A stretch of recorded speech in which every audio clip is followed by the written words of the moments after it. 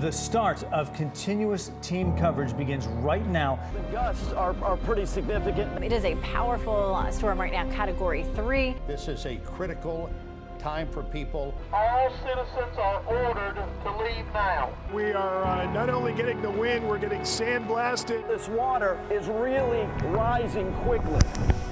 I mean, it is deep. Get safe right now and get out of there when you can. You see the wind that almost wants to take my hat off.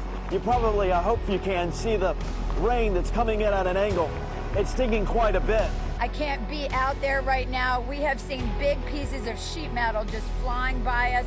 Some of the fiberglass pieces coming off some of these buildings. But it's coming down, I can tell you that. David.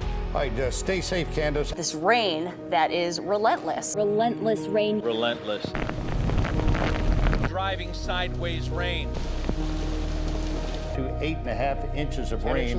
And over a foot of rain. More than 15 inches of 20 rain. inches of rain. The rain might be measured not in inches, but in feet. Cannot remember the last time it was not raining. I think the worst is yet to come. Anytime anyone in our viewing area is in danger, we are on the air. There's still 2 people in that minivan because this happened in just the last few minutes. I don't know if there's an end in sight. This is huge historic flooding. This is a very angry area, rising very rapidly. They're expecting this to get to 24 feet. The little river is over the road. This is a life-threatening matter. If you are refusing to leave, notify your legal next of kin. Going door to door and saying, hey, you got to get out of here. This is what has been happening. Hundreds of water rescues. We've witnessed a lot of this heroism right in front of our cameras. It goes to show you what heroes are made of. Photojournalist Jamie Munden actually waded through some fairly deep water to get you this video. We hopped on board an Army emergency rescue vehicle. They're rescuing them. We're seeing this live. First responders going door to door to help rescue folks. You talking to us? Go. There had been a breach in the levee, and the area was about to flood. Florence has become deadly, exceedingly deadly. A tree crashed on a house, trapping 3 people. The firefighters came out with looks on their faces of sadness and prayed. Wow, that's the first time we have seen that. How emotional it was. What a terrible moment. This is my father-in-law's home. And my daughter and my grandsons. A sailboat lifted out of the marina behind me. This giant boat is sitting in somebody's yard. There is no gas. The gas lines were 4 hours long. I'm talking 30, 40 cars down the road. We had a woman this morning who came and brought Ed and I gas. She said, no, this is mine and I'm gonna give it to you. So she gave us 2.5 gallons of gas. I want you to meet my guardian angel. This is Lynetta Carlson.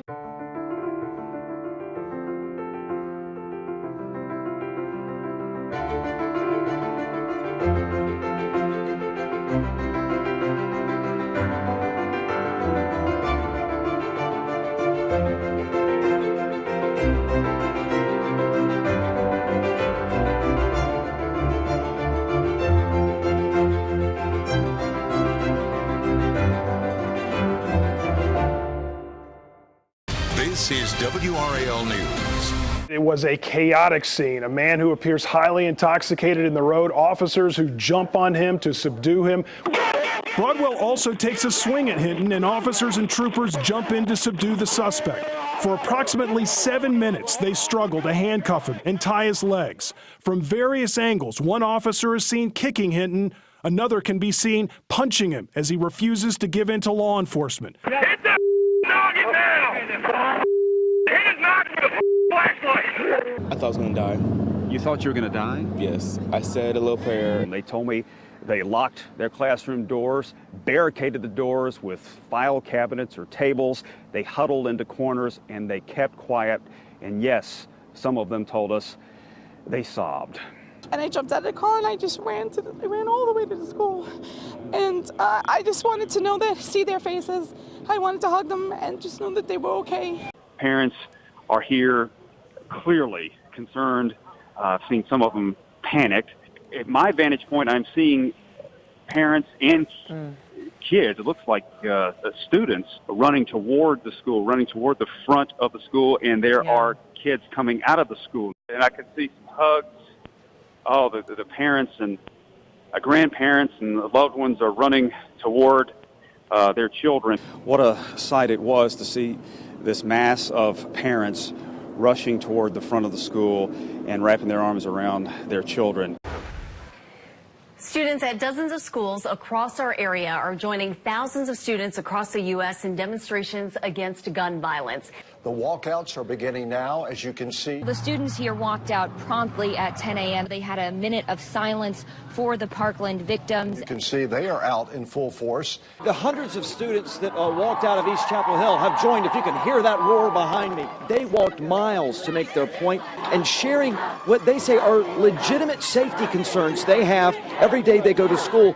This is what it looks like here at Apex Friendship High School. 1,500 students that walked out of class. They just finished a minute of silence. And they'll read the names of the victims and place roses in honor of the Parkland victims. The sea of red is continuing to splash across downtown Raleigh. You can feel the energy in this crowd.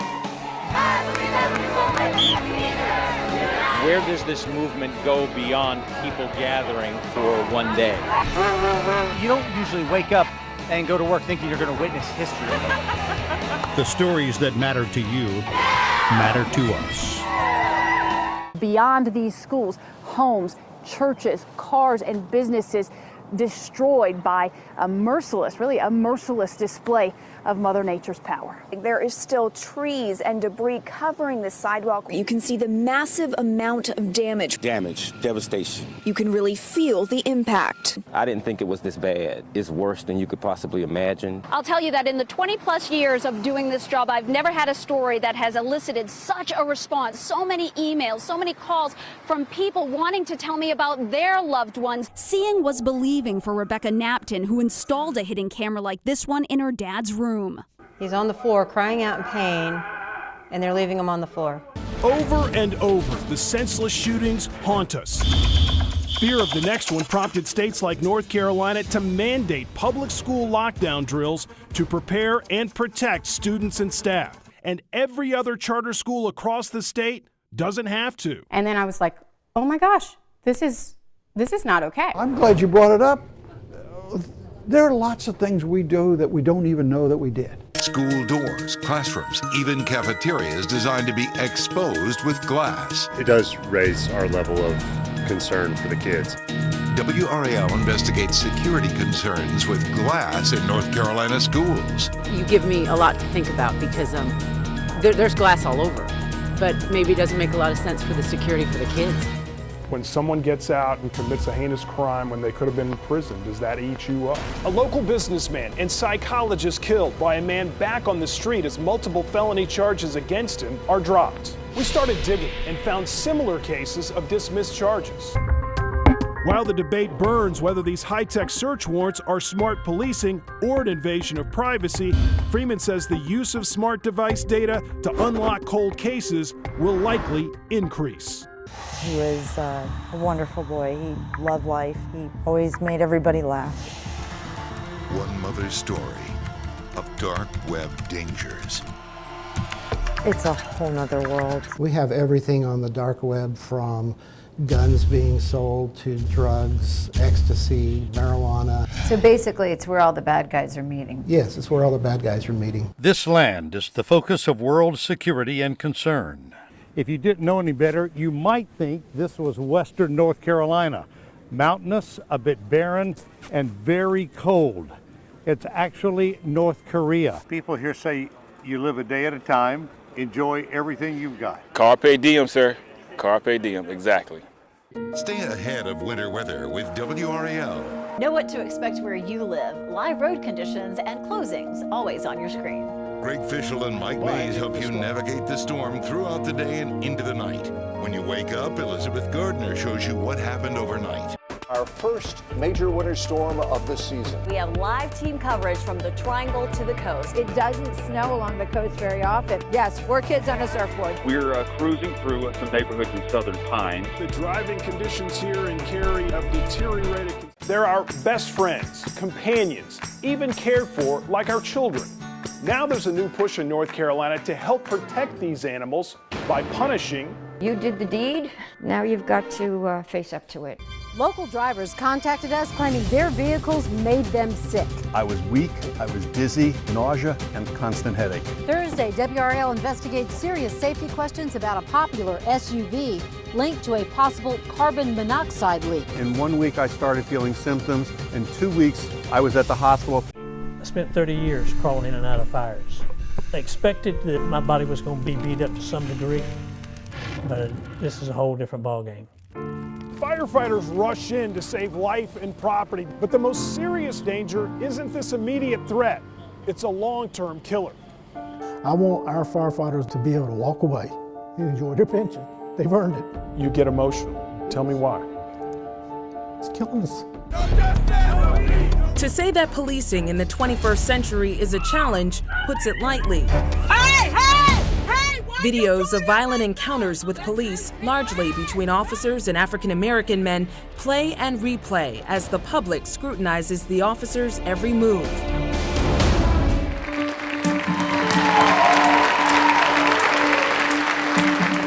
For the first time in North Carolina history, there are 6 African American women police chiefs. Did you feel like you had to always prove yourself to these men?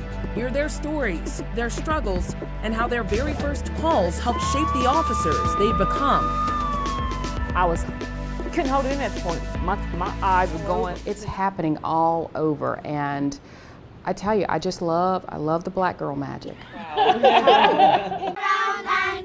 Many have grown up without people loving them. Hey, cheese! I've been living and covering Fayetteville and Fort Bragg for 40 years. There you go. The people down here are like family. Hey, Wendy! I've been here so long, I've seen the kids of the kids grow up. This is home. Tonight, only the finest oysters end up here. But where do they start? You may think right here, when in fact the future of North Carolina's oyster population starts right here in the lab. We're very much interested on the research end of it. From lab, are these genetically modified? To farm, it's the Napa Valley of oysters, right? To table. They've got a nice seagrass flavor to them. These meaty mollusks just might be the future of the industry. Hey, good evening, everyone. Welcome to the Olympic Zone. We will see Lindsey Vonn hit the slopes. It's what many Americans have been waiting for. Nathan Chen came into the games a medal favorite. Chen's short program last night, certainly not what he hoped for. He stumbled in the landing of all of his jumps. Come in 8th place in her past 2 Olympic medal races, Bergsma does have a 4th chance for a medal. Are you ready, ladies? WRAL's David Crabtree and Catherine Brown joins us now live. So much excitement and energy here. I was in that arena when the puck went into the net. I can tell you it was insane. It exploded. Fans screaming, chanting her name. She calls it a lucky bounce, but in truth, it was Randy Hisu Griffin's years of hard work and sacrifice that made this moment possible. Room for Randy Hisu Griffin, skating in, and a shot. They score! Korea! It's in! WRAL is your home of the ACC tournament for over 4 decades. Bringing you all the clutch shots, memorable matchups, and fantastic finishes. Always is a close game, so much fun to watch. People are feeling good here in Chapel Hill. But look down there, amazing rivalry. It went down to the last seconds of this game. Backpack Buddies feeds hungry children in North Carolina. Wednesday, join WRAL TV, Mix 101.5, and the Interfaith Food Shuttle for an all-day mediathon across TV, radio, web, and mobile. We need your help. North Carolina's full of fun places to explore. Love it. Love it. Some of the best places are the least known. It's beautiful. Discover hidden gems with your family. Nooks and Crannies, Friday night at 5:55. This place. Where we live. Where we love. Where we make a living. And where we make a life. This is our home. It belongs to all of us. It belongs to all of us. 'Cause nothing's gonna stop. And we promise. We promise. We promise to be relentless in protecting what's ours. In standing with you and for you. In working tirelessly for the people and places that matter most. because this place is ours too. This place is WRAL News. Still mild by 7 o'clock. We bring you coverage of home. What shall it profit a man if he gain the whole world and lose his own soul? The world knows him as the most influential evangelist. Jesus said you have to become as a little child. Today he's remembered as a North Carolina son.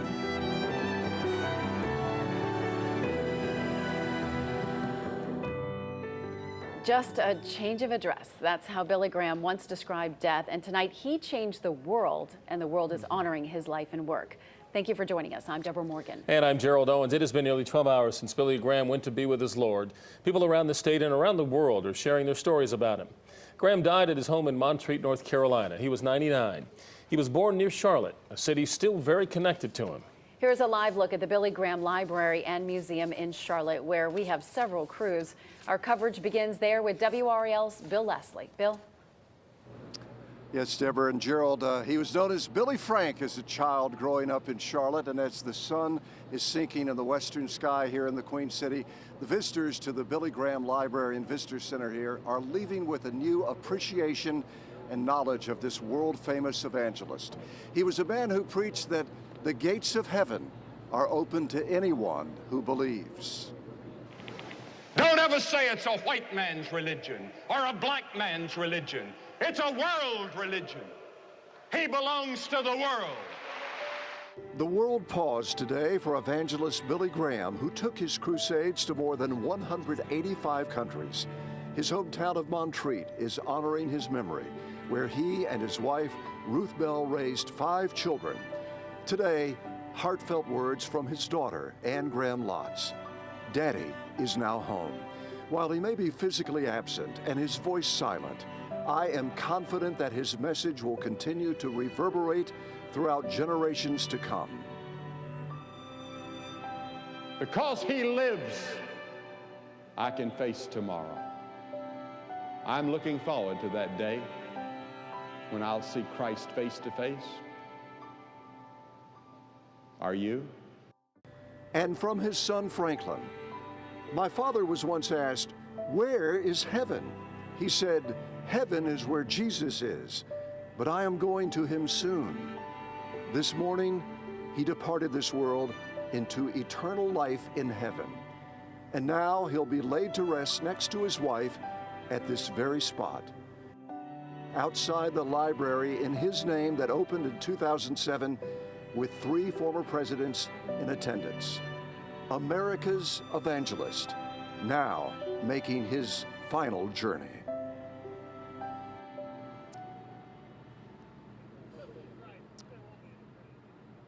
And all afternoon we have been chatting with visitors to the library here in Charlotte. Amanda Lamb has been talking to a lot of people, and the stories are just compelling. People felt like they just had to be here today. They sure are. You know, people feel like they were drawn here, Bill, from all over the place. We've talked to people from Raleigh, from Charlotte, from Wilmington, and they said they wanted to come to this sacred space to pay tribute to a man who profoundly affected their lives. Kelly Sullivan brought her 9-year-old son to the Billy Graham Library to pay tribute. This is really the passing of more than a legend. This is the greatest apostle since the passing of Paul. We just don't see people that have preached to so many people and changed so many lives. Sandra Clory grew up watching Graham's crusades on TV. I feel like at the age of 5 years old, because of Billy Graham's lectures and sermons, preaching the gospel, instilled something in me that even my mother and father did not originally instill.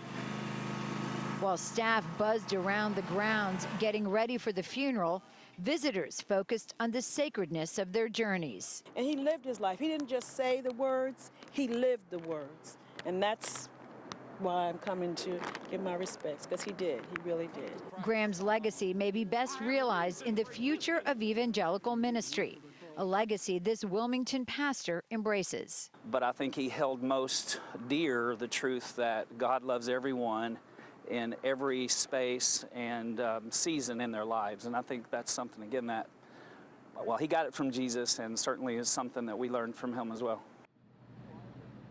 Now, more people will be coming here in the coming days, but tomorrow the library is closed because they are setting up this space for the funeral. It's going to be a big one, no doubt about that. Amanda Lamb, thank you very much. And Deborah and Gerald, back to you in Raleigh. Boy, Billy Graham had such a wide-reaching impact. Amanda and Bill, live in Charlotte, thank you so much. Well, he may not have been comfortable with the fame, but the name Billy Graham drew people from far and wide. The Billy Graham Evangelistic Association has never shied away from using technology like radio, television, and now the internet to spread his message. As David Crabtree reports, it seems only fitting that the library built to honor such a great career goes back to Graham's roots. Jesus is calling, oh sinner, come home. As you approach the Billy Graham Library and Museum, you might think, am I at the right place? A barn? Well, yes, a barn. A larger version of the one on the North Carolina farm where the very young Billy Graham called home. Billy Frank went on to preach that good news to millions of people all around the world. Young Billy's childhood barn did not have this. A giant glass-filled cross, drawing the visitors closer, the same way the Bible drew Billy Graham closer to his destiny. Well, I can tell you the icon of the library is the cross. Deborah Cordial is the library and museum director. Yes, it's her job and her calling. The specialness of the library is the peacefulness that you feel. And we're still spreading that message that Billy spread for years and years during his ministry of God's love and forgiveness. And I said, yes, Lord, I'm yours. That love on a public scale began here in Los Angeles over 60 years ago. This tent is a replica of the one where it all began. The misspelling of the word glorious came from the original sign. And I said, Lord, I don't understand all about this Bible. This tent meeting was supposed to last 2 weeks, yet when the word began to spread, the crowds grew, and it would be 2 months before Graham would leave L.A. Other displays include a radio studio, then on to television.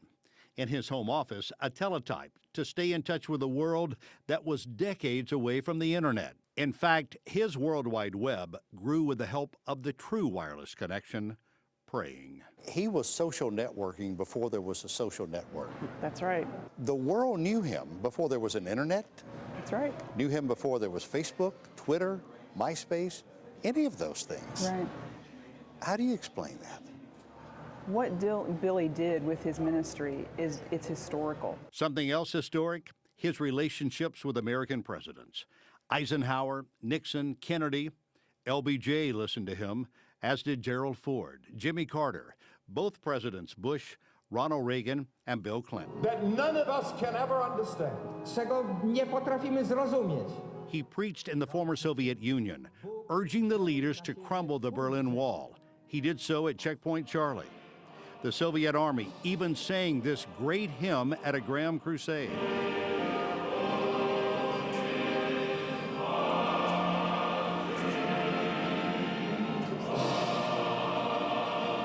There's also the reminder of the importance of family values. The dress Ruth Bell wore for their wedding, a marriage that lasted 64 years.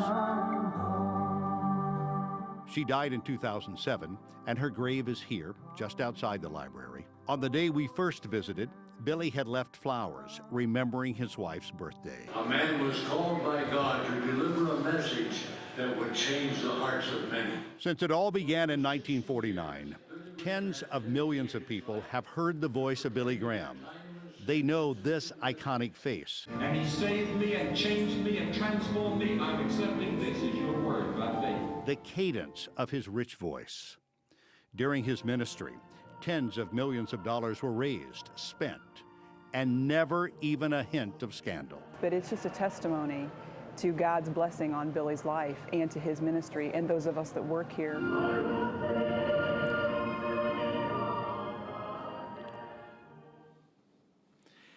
Guys, I don't know about you, but hearing that Red Army sing along with the hymn was something as you're standing there and those bold, deep voices in a communist country giving it up like that as they did, moving in a way of evangelism that I had never heard before.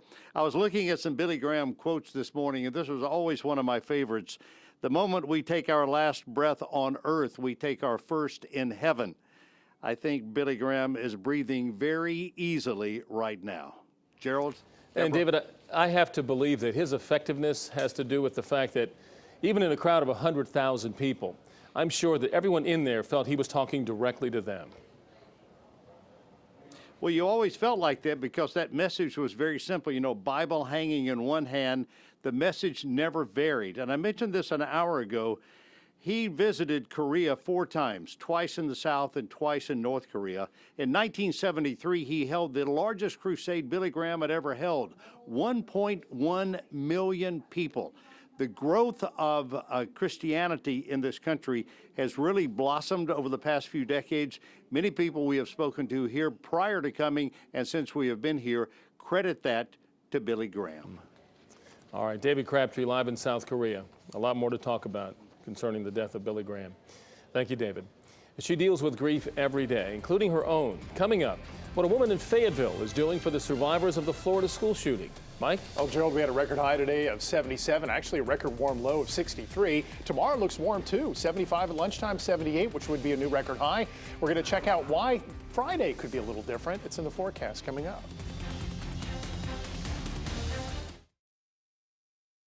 A retired Fort Bragg soldier is helping the victims of the Florida school shooting. Kimberly Franco is sending grief care packages to the families of the 17 killed.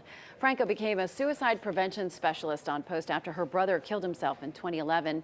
The packages contain several items, including a book that helped her deal with her brother's death. So the treasure box is a really nice wooden and leather crafted box. Inside of it has all the contents that the grief care package has, which is the book on loss, a journal so that you can start journaling. There's pens in there so that you have no excuse. You just start right away once you get the package. For continuing coverage of the aftermath of the Florida school shooting, tune in to Nightly News coming up after this newscast. Closing arguments will be held tomorrow in the murder trial of Chad Copley. The prosecution called one rebuttal witness today. Copley himself took the stand Tuesday. In 2016, he shot and killed Corin Thomas outside his home after telling a 911 operator that there were hoodlums in his neighborhood. Copley claims Thomas reached for a gun, but no gun was ever found. There's more than one reason why Billy Graham chose to live and die in Montreat. Coming up, WRAL's Brian Mims is live in the town with how the community is responding to the evangelist's death. Today, I'm asking you to put your trust in Christ. I'm going to ask you to pray this prayer, sentence by sentence, after me. Dear Heavenly Father, I know that I'm a sinner, and I ask for your forgiveness.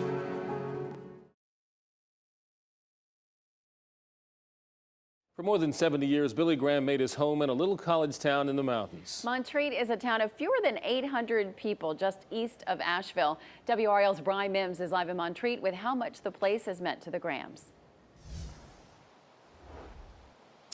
Deborah, it is so peaceful standing here by the still waters of Lake Susan.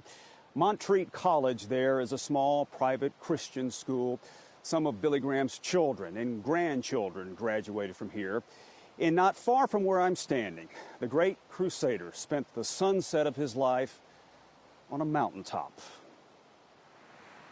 He came to these mountains because he felt embraced by these mountains. So many men of God, all the way back to Moses, have been drawn to mountains to fix their eyes on high.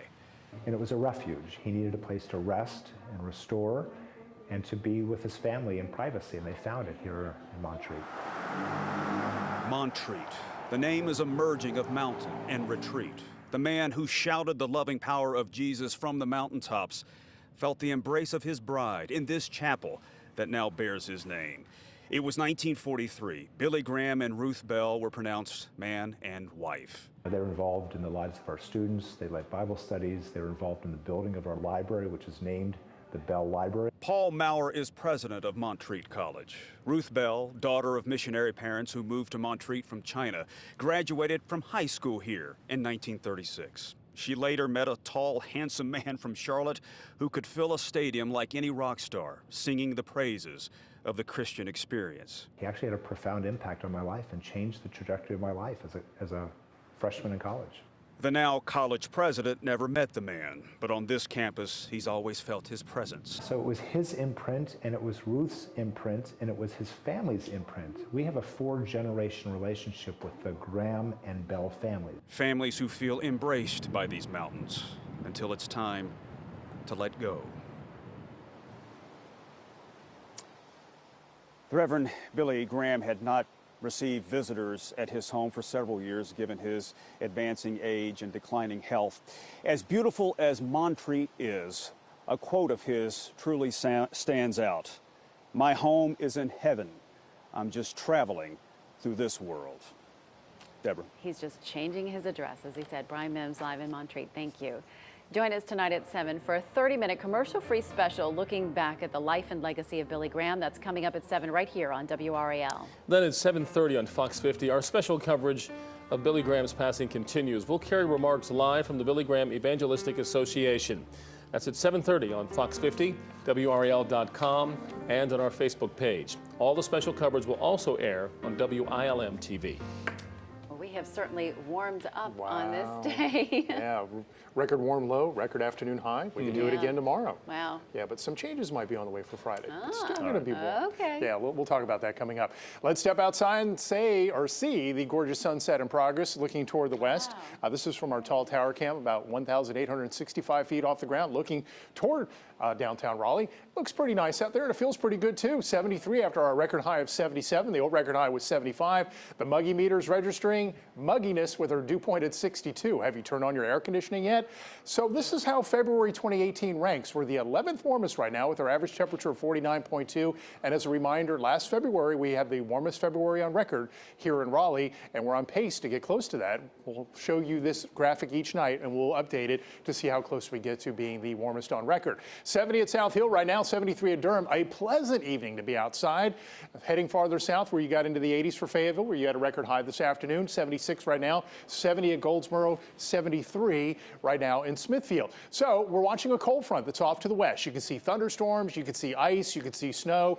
We're warm here behind the front. It's cold. Now, we've been talking all week about this cold front. Will it make its way down the east coast and pass through the area on Friday? We have record strong high pressure ridging in the upper atmosphere off our coast. That's why we're so warm. From the period October 1st through June 1st, this strong of high pressure has never been recorded before. And so it's likely to slow the approach of the front. But I don't know right now if it's going to completely keep the front away. There's conflicting model guidance that suggests that the front may try to slip into the area on Friday. And I know we've talked about this all week. So Friday has the high bust potential for the forecast. So our front tries to approach. As we see it, there's where the front lies as we go through the morning on Thursday, trying to make its way down the east coast. Tomorrow's a pretty good day. We should have enough sunshine to reach 78, maybe even get up to 80 degrees. But there's where the front lies on Friday at midnight, Friday morning at 12 a.m., and then Friday morning at 6 a.m., that's where the front lies. If it gets farther to the south, we may cool down here in Raleigh, but on Friday, there may be a huge spread in temperature, maybe 40s and 50s in our northern counties to low 70s here to 80 in Fayetteville. We'll talk more about it tomorrow. Heading into the evening, mostly clear and warm by 7 o'clock, 71, 61 the low tonight. We'll see some fog develop. There could be an overcast in some spots in the morning, some fog as well. It quickly burns off, and so by lunchtime, it's partly cloudy, 75 at that point, and 78 is what we're going for, but we could reach 80 if we have sufficient sunshine. Here's your 7-day forecast. Warm, upper 70s on Friday. If that front slips by, it could be in the low 70s, but it's a warm weekend with the next chance for rain on Monday. It feels like summer out there, Jeff. How's everything going in sports? Doing well. I'll tell you what, we're going to have the 4 top teams in the ACC playing tonight. Our focus will be on number 2 Duke and number 3 North Carolina. Roy Williams explaining his defensive preference next. Covering sports in North Carolina for more than 3 decades. WRAL Sports with Jeff Grevley. North Carolina takes a league-leading 5-game winning streak to Syracuse to face that 2-3 zone of the Orange. Roy Williams glowingly spoke about the Syracuse zone that Jim Boeheim has used forever, but don't expect Coach Williams to suddenly break his stand on his team playing man-to-man. Here's why he likes that defense as opposed to zone.